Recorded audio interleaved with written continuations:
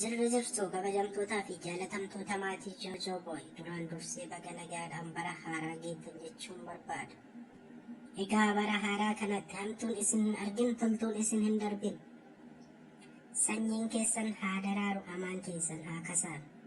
Kan wal lole haa araaramu, kan wal lolchiisu haa abaaramu. Gabrummaan nurra haa lufu, bilisummaan nuuf haa dhufu.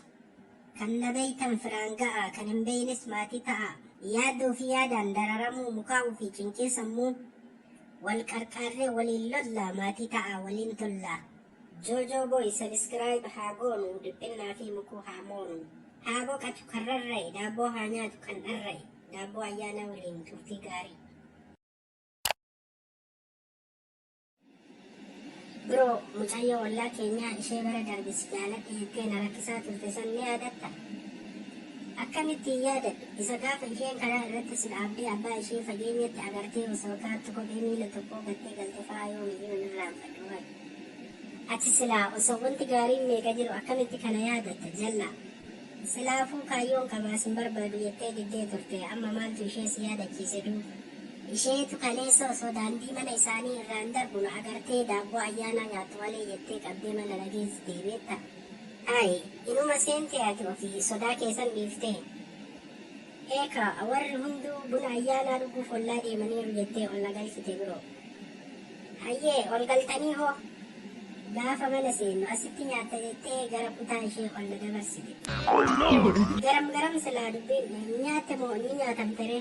Balbala gadi deebiftee daabboo takka argitee hin beekne si nyaachisa jettee bar.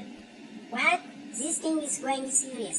Obboleessu gosa akkanaa nurraa dhiisi waan nuti himne maalan gosa biroo sana booda jannatuma addunyaa keessatti of argee jaalala ishee duraan dideef dhiifama gaafadhee beeka. Ayyaana bara kanaa anumatu ayyaaneffate naan jedhi kaa.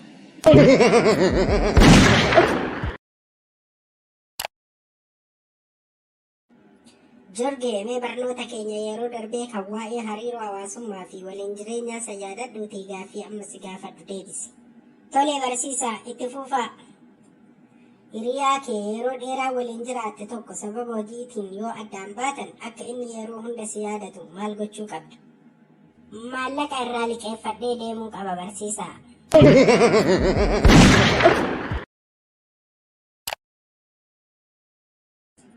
Jiloo hojii manaa kee gaafan ilaalu akkan bareechitee hojjetaa jirta. Akkan yaadutti hojii manaa kee gaafa hojjettu maatiin kee sirriitti si qarqaaru natti fakkaata. Lakki barsiisaa maatiin koo nan qarqaarani. Hunduma isaatu abbaa koo fi harmee kootu dabareedhaan hojjeta. What? Get out of my class, stupid. Boru ganama abbaa kee fi harmee kees fidi kootu. Nonsense.